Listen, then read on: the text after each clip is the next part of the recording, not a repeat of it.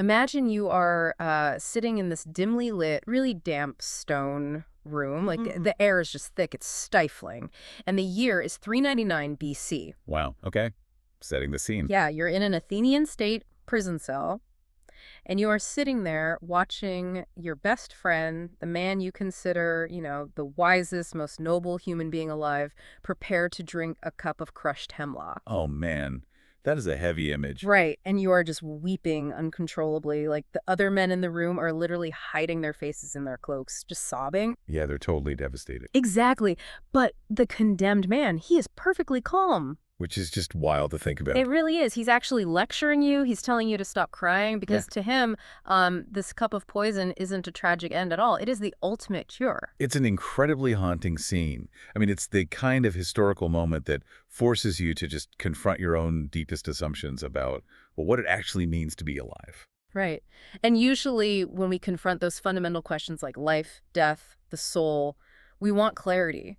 We want something like a medical diagnosis. Oh, I like that analogy. Yeah. You know, you break your arm, you get an x-ray, the doctor points to a jagged white line on the screen and says, there's the problem.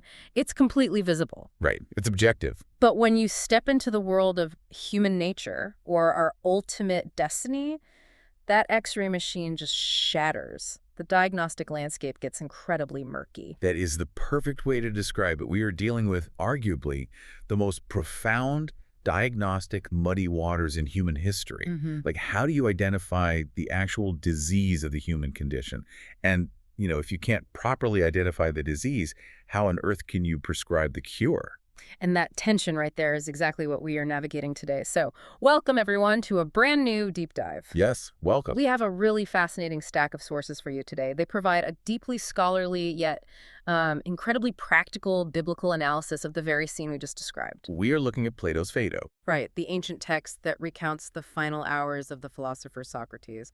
But we're doing something a little different today. Yeah, we're examining it from a very specific vantage point. We're looking at this on a layman's level, from a conservative, evangelical perspective. Exactly. No seminary degrees or advanced philosophy backgrounds required for this one, we promise. No jargon. We're going to break it all down because our mission today is to understand how this pagan philosopher's brilliant, beautiful, but ultimately, flawed view of eternity can actually sharpen your own Christian faith. Yeah, and inspire a deeper love for Christ and honestly completely change how you view your daily physical life.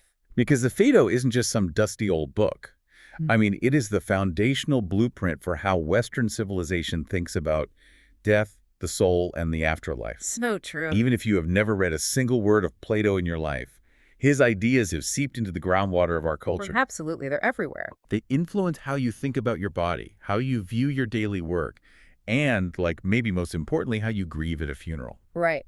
And you might be sitting there listening to us right now wondering what an ancient Greek philosopher from over 2 millennia ago has to do with your daily walk with Jesus or your Monday morning commute, Totally fair question. But by the end of this conversation, you're going to see how understanding Socrates' greatest mistake makes the historical reality of Jesus's empty tomb infinitely more glorious. Yeah, we are going to see how God's view of the physical world completely flips Greek philosophy on its head. So to really grasp the magnitude of this, we have to immerse ourselves in the dramatic setup of the text, because Plato structures the Phaedo brilliantly.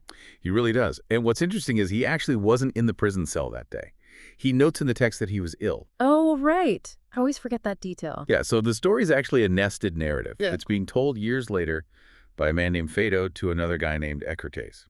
And the very first thing Phaedo points out is the bizarre emotional atmosphere in that cell. Right. He describes it as this unaccustomed mixture of pleasure and pain, which just feels like an almost impossible combination for an execution day, right? It really does. I mean, the pain makes sense. They are about to watch their beloved teacher die. Sure. But pleasure.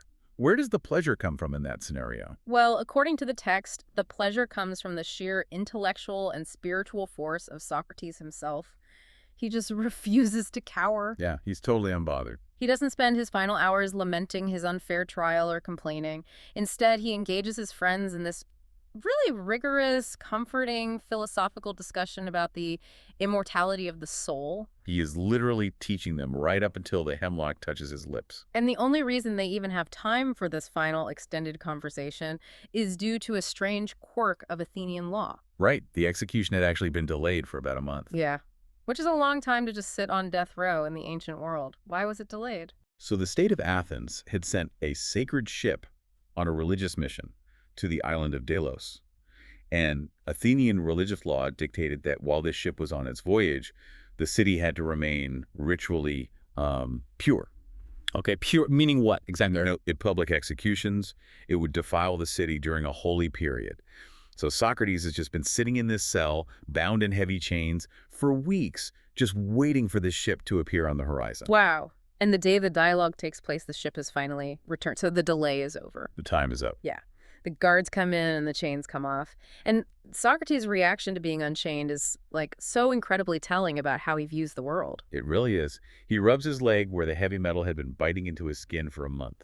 And instead of cursing his captors, or complaining about the bruises, he makes this profound philosophical observation. What does he say? He notes how closely pleasure follows pain. The pain of the iron is gone, and the mere absence of that pain feels intensely pleasurable to him. He is dissecting human physical sensation in the literal shadow of his own death. That level of detachment is just wild. And it carries right over into his actions, too. The man knows he is about to drink poison. And what does he do? He goes to take a bath. Right. Normal Tuesday activities. Exactly.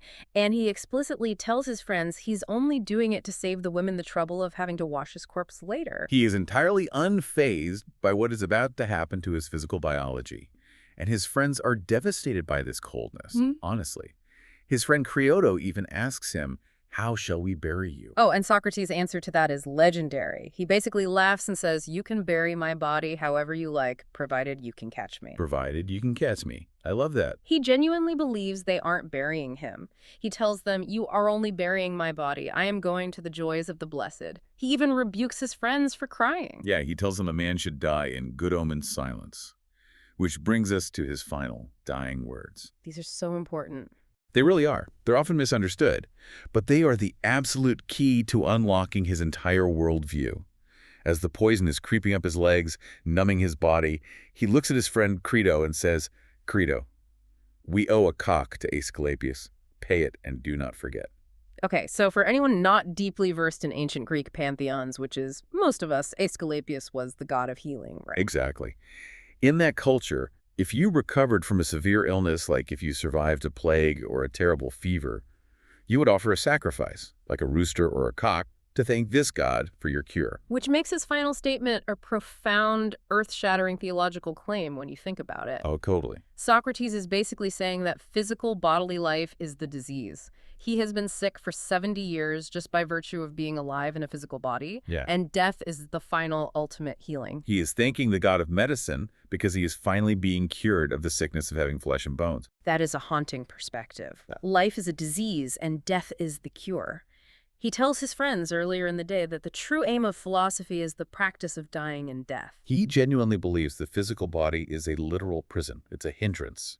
Yeah, to him, the body is this grotesque biological machine that constantly produces appetites, lusts, fears, and illusions. I mean, it demands to be fed, it gets tired, it gets sick. And it distracts the rational mind. True, pure knowledge is only possible when the soul finally evacuates the premises. He views the soul as divine and pure, and the body as this heavy, corrupting weight that just drags the soul down into the mud of the material world. That's a great way to put it. You know, it almost sounds like he views the physical body like a deep-sea diving suit. Oh, I like that.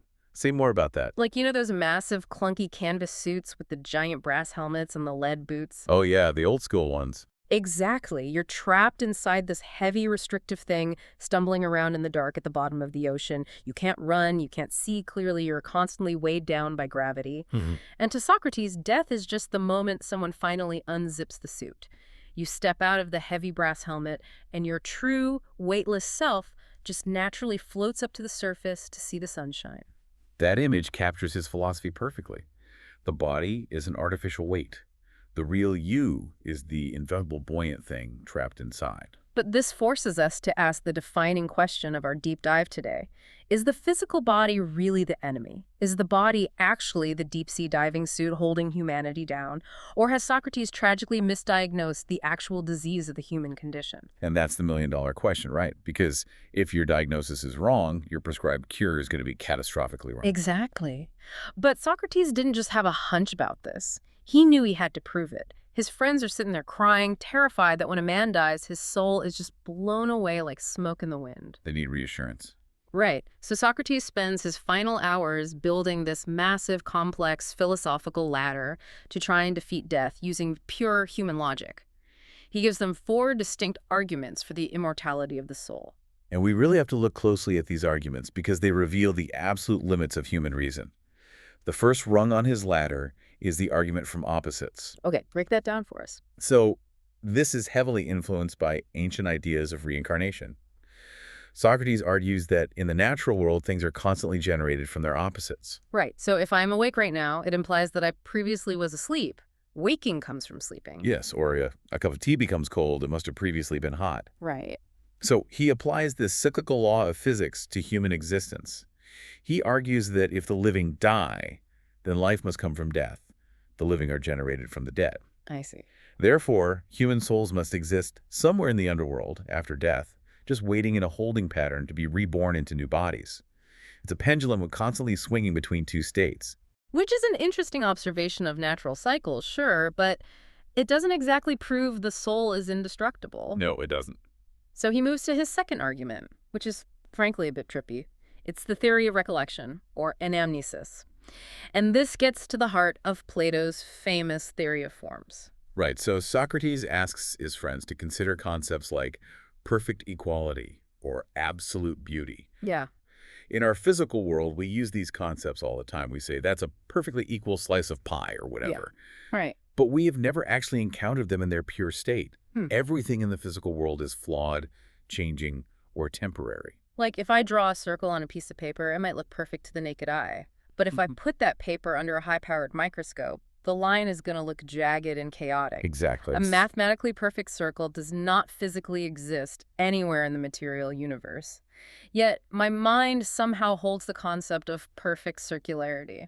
So Socrates poses a brilliant question. Well, Where did you get the concept of absolute perfection if you have never once experienced it in this physical world? And his answer. His answer is recollection. He argues that we are simply remembering these perfect concepts, these absolute forms from a past life. Your soul must have encountered absolute beauty and absolute justice in a divine, disembodied realm before you were born. So learning isn't actually acquiring new information? Nope. Learning is just remembering what my soul already knew before it got shoved into the deep-sea diving suit of my body. Yes. The trauma of birth and the heavy weight of the body gave your soul amnesia. Philosophy is just the process of jogging your memory.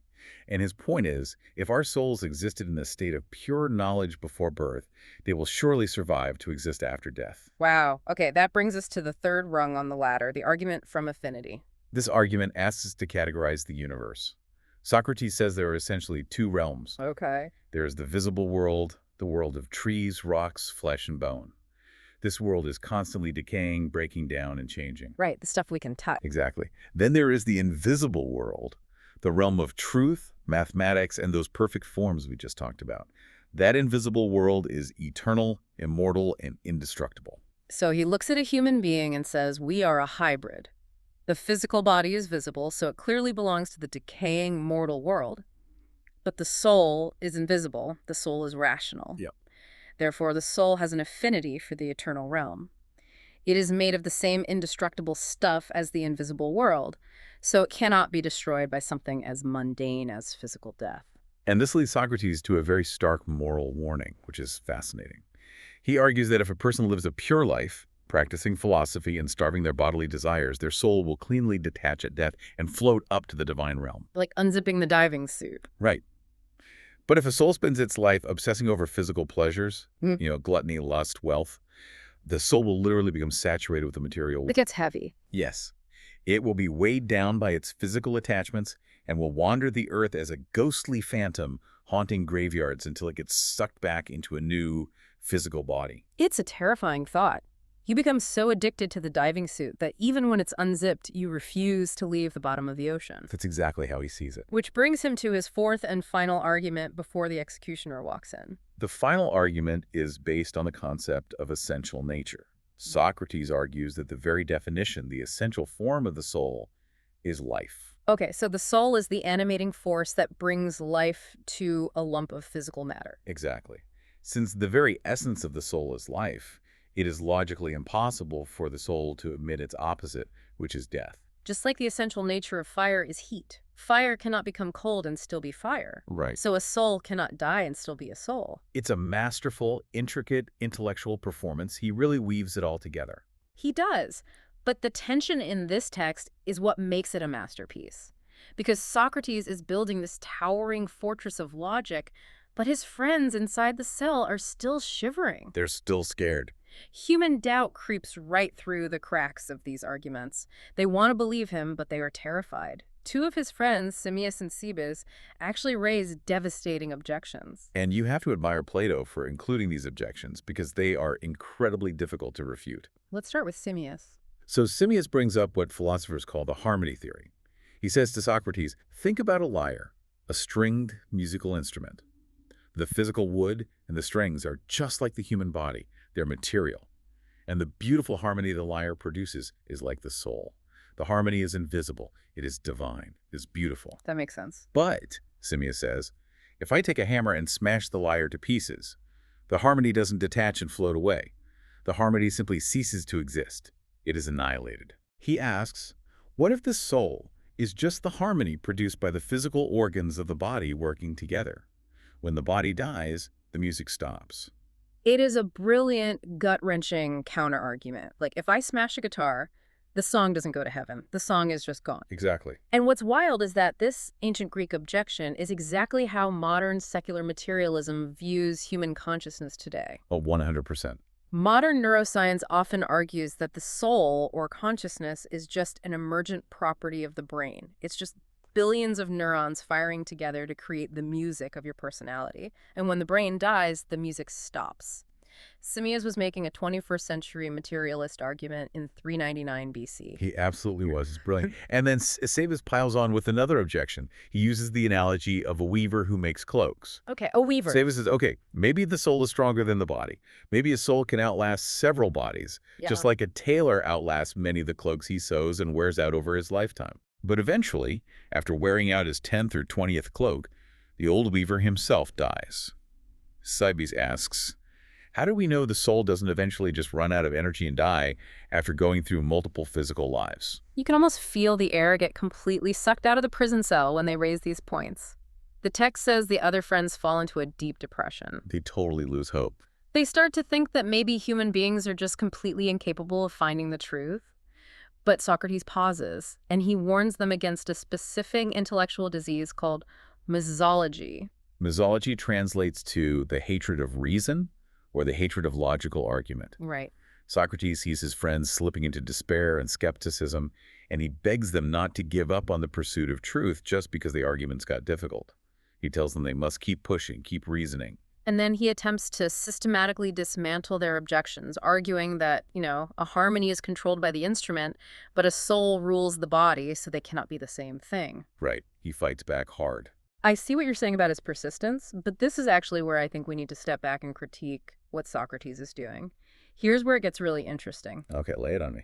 Simmias makes a genuinely great point with that lyre analogy, and Socrates has to work so incredibly hard doing all these exhaustive mental gymnastics, stringing together theories of pre-existence and absolute forms just to keep his friends from crying. There's a lot of effort. He is building this precarious, massive ladder of human logic to try and climb his way out of the grave. Doesn't this highlight the exhaustion of relying purely on human reason to find hope, compared to the Christian rest that comes from divine revelation? That contrast is the exact pivot point of the biblical worldview. Yeah? Socrates is attempting to think his way out of death. He is using human intellect to try and build a bridge across an infinite chasm. It's a brave effort, but it relies entirely on human capability. And we get tired. We do. The biblical perspective argues that humanity is fundamentally incapable of building a ladder of logic up to heaven. We don't have the materials. Instead, heaven brought the answer down to us. But to understand the biblical answer, we first have to look at how the Old Testament diagnoses the human condition. Because Socrates makes a beautiful human effort to find hope. But his starting premise, his diagnosis of the disease, is fatally flawed from a biblical perspective. Right. Let's look at where Socrates missed the mark, but also, let's be fair and acknowledge where he actually got something right. That's an important distinction. The early church fathers didn't think Socrates was completely blind. He found a very real piece of the truth. Where did they agree? Both the Old Testament and Socrates completely agree that human beings are meant for more than just the visible, decaying world. There's that famous haunting verse in Ecclesiastes 3.1 all that says God has put eternity into man's heart. And that is a profound point of resonance. Both the biblical authors and Socrates look at humanity and recognize a restless longing for the eternal. Yeah, we are not satisfied by merely material, temporary things. We chafe against our own finitude, we hate death, we hate decay. Socrates felt that ache deeply, and the Bible affirms it. We're not just highly evolved animals perfectly content with a full stomach and a safe place to sleep. We ate for eternity because we were made for it. But that is where the agreement violently ends. The decisive disagreement, the absolute fork in the road between Greek philosophy and biblical theology, comes down to the value of the physical body. In the Phaedo, the physical body is a humiliating prison. It is the source of all our problems. Right. But turn to the very first chapter of the Old Testament, Genesis 1. God creates the physical material universe. He creates dirt, oceans, trees, animals, and physical human bodies. And what is the Creator's verdict on physical matter? In Genesis 1.31, God looks at all of it, including the physical, biological human body, and declares that it is very good. Very good, not a prison. Exactly. The material world is not a tragic cosmic mistake. It is not an accident where pure divine souls somehow fell from the sky and got trapped in dirty meat suits. Right. The physical body is the deliberate, intentional, beautiful creation of a holy God. Our sources dive really deep into the original Hebrew language here to explain this, specifically focusing on Genesis 2.7, which describes the creation of the first human being. That is so good. And the grammar here completely shatters the Platonic view of the soul. It centers around the Hebrew word nephesh. This linguistic detail changes everything. Genesis 2.7 says that God formed man from the dust of the ground, breathed into his nostrils the breath of life, and the man became a living creature. Okay. The Hebrew word translated as living creature or soul is nephesh.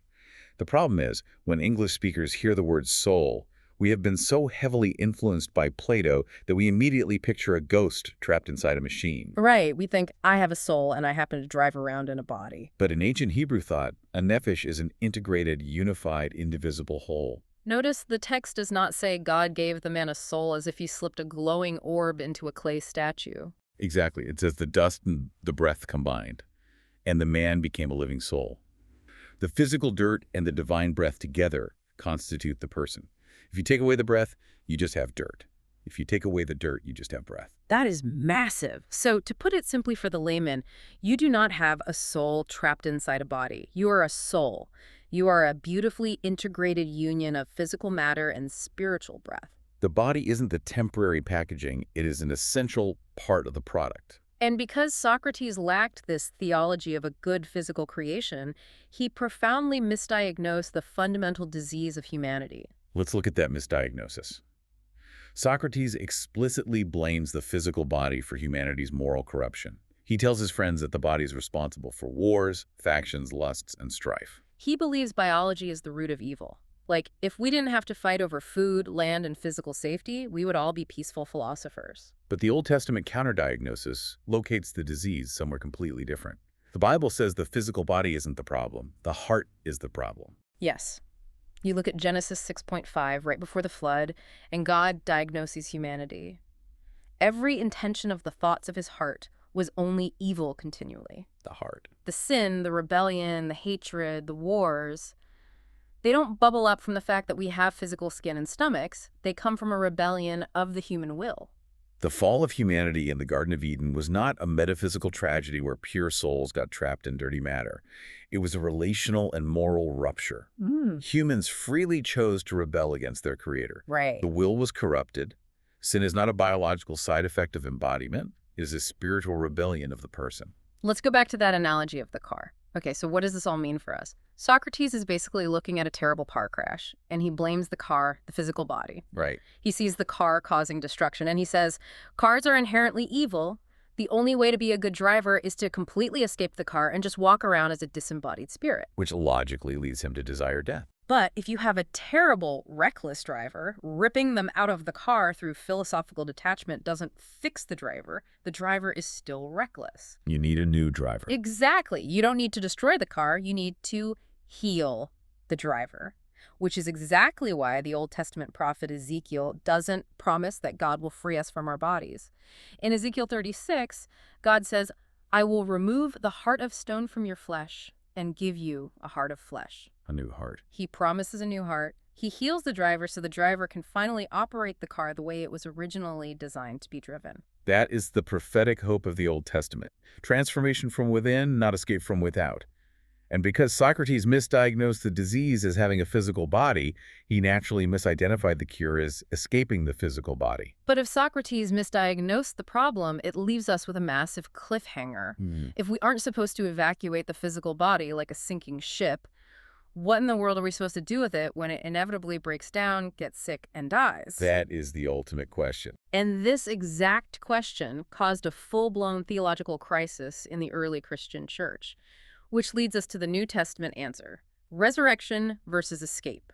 To understand how radical the New Testament answer is, we have to look at the Apostle Paul, particularly how he confronts this exact Greek philosophical mindset in his first letter to the Corinthians, chapter 15. We have to set the scene in Corinth. Corinth was a massive cosmopolitan Greek city. The Christians living there were steeped in the culture of Plato and Socrates. They breathed this dualistic air. And Paul is writing to them because they are starting to mix their new Christian faith with their old Greek philosophy. Paul addresses it head-on in 1 Corinthians 15:12. He says, "How can some of you say that there is no resurrection of the dead?" A faction within the Corinthian church was actively denying that believers would experience a physical, bodily resurrection. And if you understand the Greek mindset, you can totally see why they rejected it. Oh, yeah. If you've been taught your entire life by the greatest philosophers in the world that the physical body is a dirty, restrictive prison cell, why on earth would you want it back after you die? To the Greek mind, resurrection didn't sound like a victory. It sounded like a curse. Right. It sounded like being dragged out of paradise and shoved back into the deep-sea diving suit just after you had finally unzipped it. Yeah. So these Corinthians were trying to invent a version of Christianity that promised a purely spiritual, disembodied eternity in the clouds. But Paul doesn't give them an inch. He takes an uncompromising, definitive stance. He says, if there is no bodily resurrection of the dead, then not even Christ has been raised. Right. And if Christ has not been raised, our preaching is useless, your faith is entirely futile, and you are still dead in your sins. He stakes the entire validity of the Christian religion on the physical, biological resurrection of Jesus. He makes it the absolute bedrock. Paul is declaring that God's goal isn't escaping material reality. God's goal is redeeming material reality. And to explain how this works to these highly skeptical Greeks, Paul uses a brilliant agricultural analogy. I used to get so confused by this, but Paul's seed analogy is incredible. He anticipates their Greek objections. He says, I know someone will ask, how are the dead raised? With what kind of body do they come? And he basically says, look at a farm. When you plant a seed in the ground, you don't throw it away to get a completely unrelated plant. You plant a bare seed, say a tiny hard grain of wheat. That seed goes into the dark earth and dies. It transforms. But from that exact seed, God gives it a new body, a towering, beautiful, fruitful stalk of wheat. There is physical continuity. It is fundamentally the same organism, but there is radical transformation. It is sown in weakness, but it is raised in power. It is sown a perishable body, but it is raised an imperishable body. And contrast this directly with the Phaedo. Socrates' ultimate hope was the soul's permanent, irreversible escape from physical matter. Right. The Christian hope, articulated by Paul, is the redemption, glorification, and permanent transformation of matter. God doesn't throw the physical world into the cosmic trash can. He makes it new. Now, we have to pause here and clarify some biblical terminology, because this is where a lot of modern readers, myself included, can get really tripped up. Oh, for sure. The translation can be tricky. Because sometimes you read Paul's letters and he says things like, the flesh is bad, or those who live according to the flesh cannot please God. If you just read that on the surface in English, it sounds exactly like Socrates. It sounds like Paul hates the body. It's a very common misunderstanding, and it comes down to translation. In the Greek New Testament, the word Paul uses for flesh in those negative contexts is sarx. Okay, sarx. But when Paul uses sarx negatively, he generally isn't talking about physical skin, muscles, organs, and bones. He is using it as a theological shorthand for the fallen human nature, the mind, will, and emotions that are oriented towards selfishness and rebellion against God. Okay, so when Paul attacks the flesh, he's attacking the bad driver we talked about earlier. He's attacking the rebellious will. Yes. He is not attacking the steering wheel, the engine, or the tires of the physical body itself. Precisely. And conversely, when Paul talks about the resurrection resulting in a spiritual body, which sounds like an oxymoron to us, like a ghostly physical thing, Right, he does not mean a body made out of wind or invisible vapor. right. He means a physical, tangible, molecular body that is finally and perfectly animated by the Holy Spirit. A body that is finally doing what it was designed to do in Genesis 1, completely free from the corruption of sin and decay. And we know this isn't just some abstract theological theory because the New Testament doesn't just give us arguments. Right. Socrates gave us 4 elaborate philosophical arguments about forms and affinities. Jesus gives us an empty tomb. This is where historical events violently interrupt abstract philosophy. The Christian hope is not based on a logical syllogism. It is based on a historical event. Look at the resurrection accounts, specifically Luke chapter 24. What happens there? Jesus is resurrected, and he appears to his disciples in a locked room. The disciples are absolutely terrified. The text says they think they're seeing a spirit. Which, ironically, is exactly what a Greek philosopher would expect a successful dead person to be. They think, oh, his soul survived. It's a pure phantom. But what does Jesus do? He rebukes that idea immediately. He says, "Why are you troubled? Look at my hands and my feet. It is I myself. Touch me and see." Touch me and see. And then he delivers this incredible line. "The spirit does not have flesh and bones, as you see that I have." And then, just to hammer the point home, he asks if they have any food. And he takes a piece of broiled fish and eats it right in front of them. It is the most profoundly anti-Platonic demonstration imaginable. A disembodied, eternal form from the invisible realm does not eat broiled fish. No, it doesn't. He goes out of his way to prove, I am physically, biologically here. Matter is not evil. My body has been redeemed and raised. And we actually see this clash of worldviews happen explicitly later in the New Testament. I love the historical poetry of this moment. Look at the Apostle Paul in Acts chapter 17. Where is he? Paul goes to Athens. He is standing in the exact same city where Socrates lived, taught, and was executed. He is invited to speak at the Areopagus, engaging directly with Epicurean and Stoic philosophers. Right. These men are the intellectual great-grandchildren of Socrates and Plato. Exactly. So Paul steps into their arena, and he actually starts off brilliantly. He finds common ground. He quotes their own Greek poets. He agrees with them that God is transcendent, that God is not an idol made of wood or stone that needs to be fed by human hands. He builds a bridge using their own philosophy. He acknowledges the seeds of truth they possess. But then he brings his sermon to a climax. He tells them that God commands all people to repent because he has fixed a day to judge the world in righteousness by a man he has appointed. And then Paul drops the hammer. He says God has given proof of this to everyone by raising this man from the dead. And what is the reaction of the Athenian philosophers? The text says that when they heard about the resurrection of the dead, some mocked him.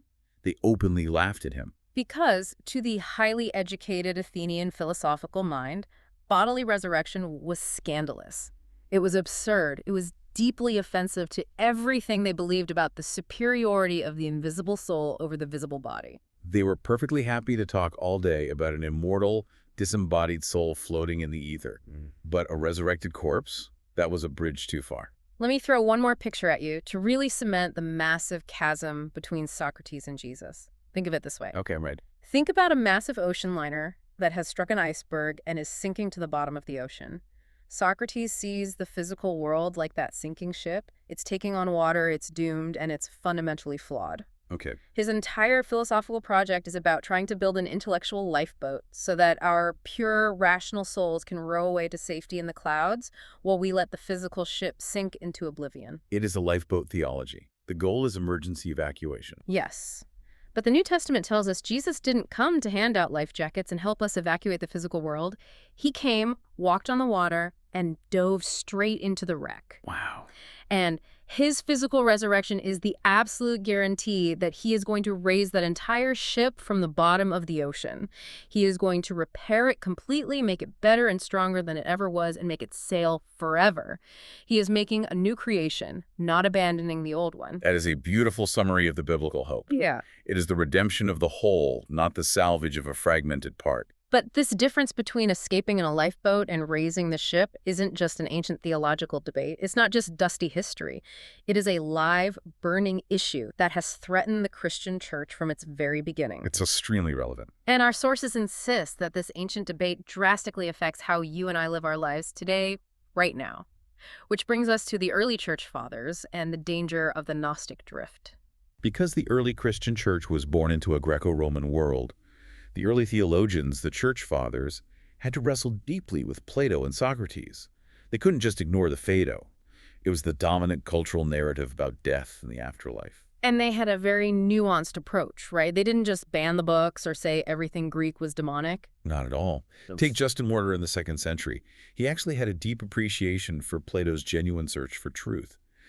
Justin developed a concept called the logos grammaticos, which means the seeds of the word. Seeds of the word, okay. He believed that whatever is genuinely true in Greek philosophy is there, because God has scattered seeds of his truth across all cultures.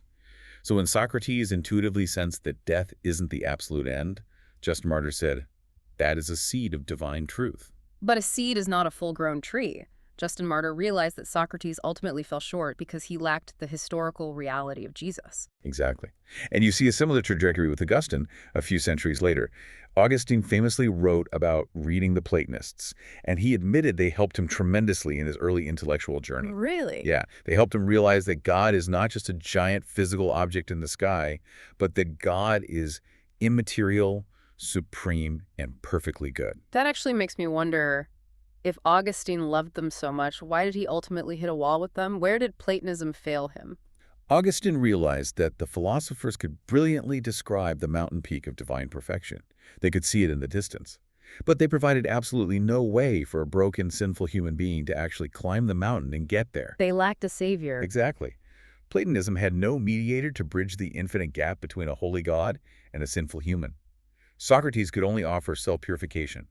Try harder, detach yourself more, think deeper thoughts. But Jesus offered grace. Yes, Jesus offered the incarnation. The Word became flesh and walked down the mountain to us. The Word became flesh, which means the physical material world is capable of holding the divine. But here is the massive warning for us today. The danger that the early church fought, and that our sources say we are still fighting in modern Christianity, is something called the Gnostic drift. We have to unpack this because it is insidious. Gnosticism was an early, dangerous heresy that essentially tried to Christianize Plato. It taught that the spiritual realm was entirely good and the material realm was entirely evil. Right. Now, the Orthodox Church officially condemned Gnosticism. But the Gnostic drift is the subtle, often subconscious temptation for Christians today to absorb that Platonic dualism into their daily lives. What does that actually look like for a 21st century listener? It looks like an unspoken hierarchy of holiness. Mm. It's the subconscious belief that spiritual things like praying, reading your Bible, singing worship songs, or going to heaven as a disembodied soul are the only things that are inherently good and eternally significant. And on the flip side, Physical things, your bodily needs, your daily 9-to-5 job, eating, exercising, building a house, creating art, caring for the environment, are viewed as dirty, temporary, or fundamentally unspiritual. it's treating the physical world like a giant, annoying waiting room that you just have to endure until you die and get to the real spiritual life. And our sources point out that we can actually use the Phaedo as a diagnostic tool for our own faith. Yes, if your personal spirituality sounds more like Socrates, if you are just yearning to be a pure, disembodied soul, floating in the clouds, escaping this dirty material world, then you have drifted away from the biblical gospel. Wow. The Apostle Paul was not yearning for an escape hatch. He was groaning for the bodily resurrection, the total renewal of all physical creation. So let's bring this right down to the ground. Let's talk about the practical implications for you, the listener. Why does understanding the difference between Socrates and Jesus matter on a Tuesday morning when you're stuck in traffic, or when you're sweating at the gym, or when you're dealing with a chronic illness, or when you're staring at a spreadsheet at work?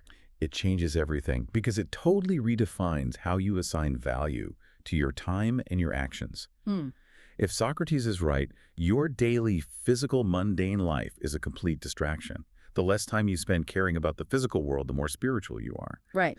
But if the Bible is right, if God intentionally created physical matter, called it very good, physically entered into it himself through the incarnation of Jesus, and promises to resurrect physical bodies forever, Hmm. then what you do in your physical body right now possesses profound eternal weight. It totally sanctifies the ordinary. If matter matters to God, then caring for a sick neighbor, enjoying a beautifully cooked meal with your family, painting a canvas, fixing a broken pipe, tending a garden, none of these are secular distractions from real spiritual life.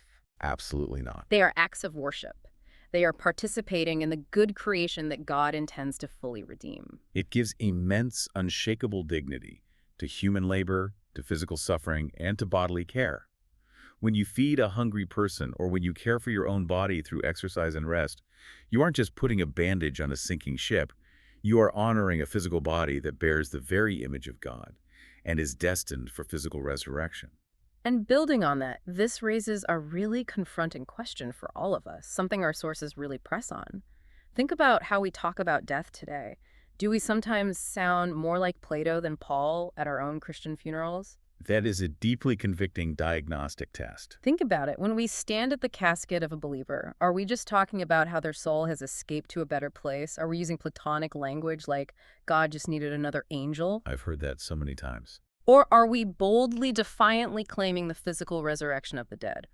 Are we looking at the physical grave, weeping because death is an enemy, but saying with absolute confidence, this physical body will rise? Reclaiming this truth completely changes how we grieve, how we hope, and how we value our physical neighbors right now. It is the profound difference between treating a funeral as a permanent, tragic disposal of a broken container versus treating a funeral as the planting of a seed for a future glorious harvest. The Christian hope is a bodily harvest. A harvest. That is incredibly powerful. As we bring this deep dive to a close, let's summarize the key takeaways from this journey.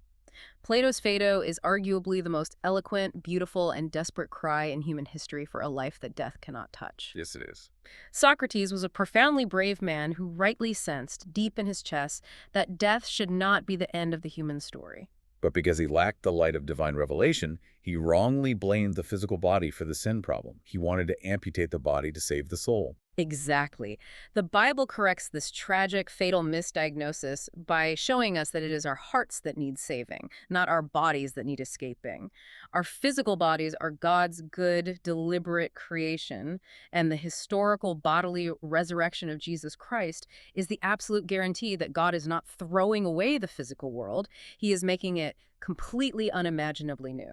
The answer to Socrates' desperate cry for eternal life wasn't found in an Athenian prison cell through the exhaustion of human logic. It was found in a garden tomb in Jerusalem through the explosive power of divine grace. Which brings us all the way back to that X-ray machine we talked about at the very beginning, the murky diagnosis of the human soul. Right. Socrates looked at the X-ray of humanity and saw the physical bones, the body itself, as the terminal tumor that needed to be cut out. But God looks at that exact same X-ray, sees a broken, rebellious heart, and says, I'm going to heal the heart, and then I am going to raise these very bones from the grave. The ultimate physician does not discard his creation. He relentlessly restores it. So we want to leave you with a deeply personal, provocative challenge to chew on as you go about the rest of your day. Something to really think about. If the God of the universe cares so deeply about your physical body that he deliberately entered into flesh himself, suffered and died in a physical body, resurrected in a physical body, and promises to resurrect your physical body on the last day, how does that change the way you treat your own body right now? And how does it change the urgency and the love with which you treat the physical needs of the people around you right at this very moment? Something to mull over. Thanks for diving deep with us today.